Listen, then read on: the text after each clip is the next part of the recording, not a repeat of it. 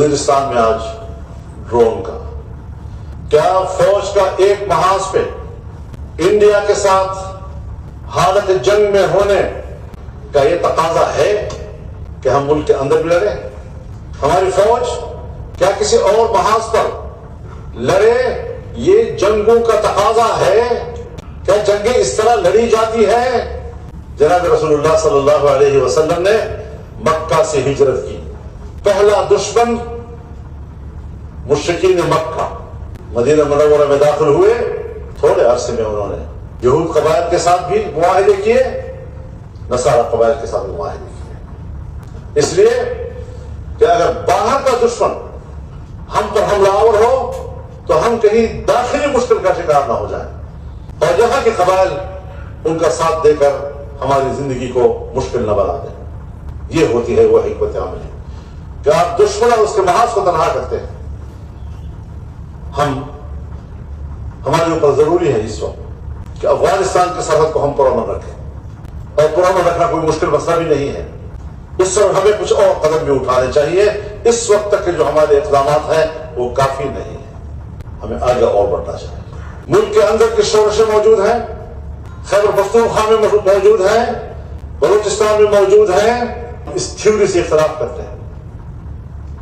اور ابھی ہم نے پشاور میں ملین مارچ کیا تحت نظر انسانوں کا سمندر، ابھی ہم نے کوئٹہ میں اجتماع کیا تحت نظر انسانوں کا سمندر۔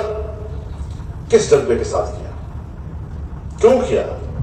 کیا ضرورت تھی اس بات کی کہ ملک کے اندر جو ایک طویل عرصے سے خوف کے بادل منڈلا رہے ہیں، ہر شخص خوف زدہ ہے، اور جو خوف زدہ ہے اور آپ اس کے خوف کو ختم نہیں کریں گے تو پھر مایوسی اور اس کے بعد جو نتائج آئے۔ ہم نے قومی یکجہتی اور قوم کے حوصلے کو بلند کرنے کے لیے خطرات کو مول لے کر پشاور کی طرف بھی کر دکھایا۔ ہم نے بلوچستان کے حالات کو سمجھتے ہوئے وہاں کے خطرات کو مول لے کر جلسہ بھی کیا اور دنیا کو پیغام دے دیا کہ بلوچستان کی قوم بھی زندہ ہے اور خیبر پختونخوا کی قوم بھی زندہ ہے۔ کوئی خوف نہیں تھا۔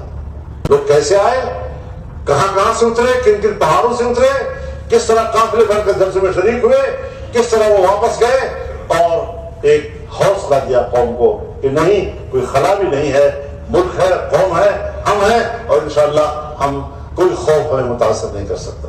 لیکن ہم ایک سیاسی جماعت ہے، اگر ایک سیاسی جماعت ملک کے لیے اس زاویے سے سوچتی ہے تو اس سے 1000 درجے یہ ذمہ داری ہمارے حکمرانوں کی ہے، اس سے 1000 درجے یہ ذمہ داری ہماری اسٹیبلشمنٹ کی ہے۔